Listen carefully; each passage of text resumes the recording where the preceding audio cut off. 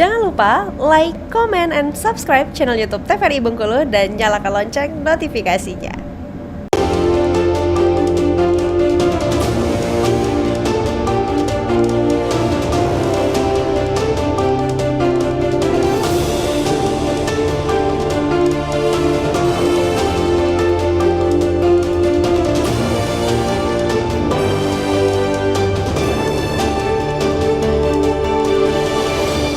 Pemirsa, Anda kembali bersama kami tentunya masih di Berendo. Tadi kita sudah membahas nih seputar dengan pemberitaan di tahun 2024.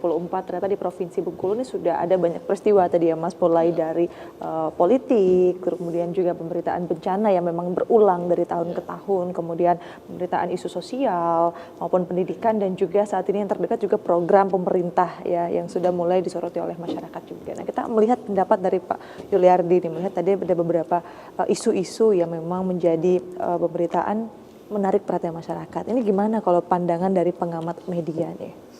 Jadi memang secara news rating, artinya value tertinggi untuk pemberitaan itu memang berita politik itu menempati posisi teratas. Ya.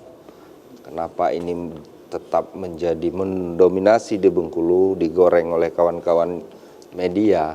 Karena memang itu langsung menyangkut ke semua lapisan.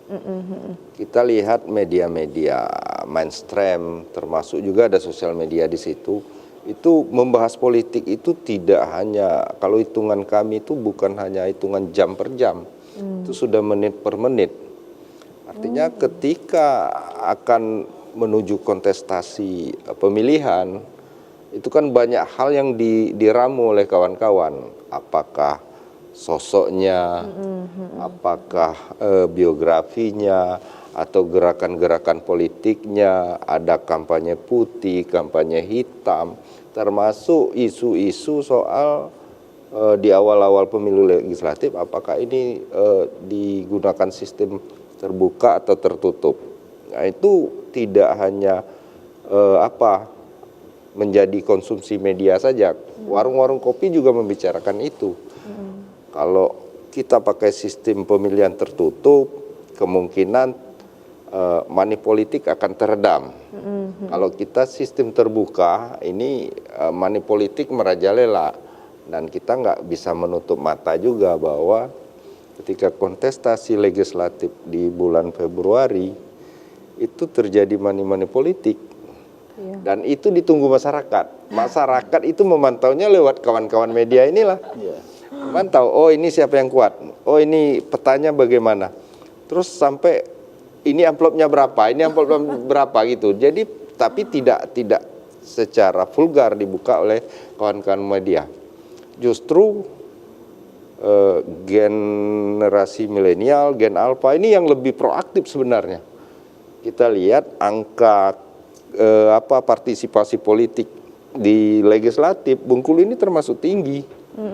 Termasuk tinggi partisipasi masyarakat untuk memilih. Karena apa?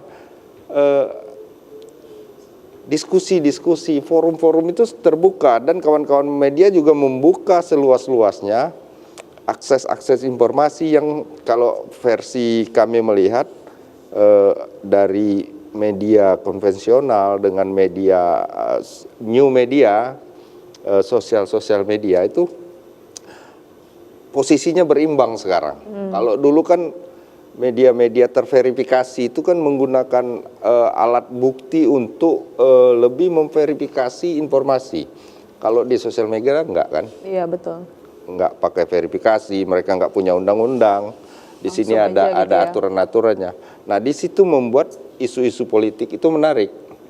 Dan selalu menjadi viral, menjadi top news, menjadi headline news oleh kawan-kawan, tidak hanya di media online, di televisi, di radio, semuanya mengarah ke situ.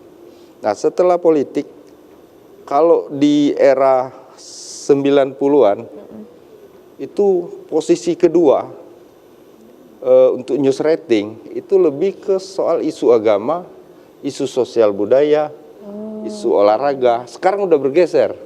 Sekarang ke? News rating kedua justru ke kriminal sekarang. Oh iya.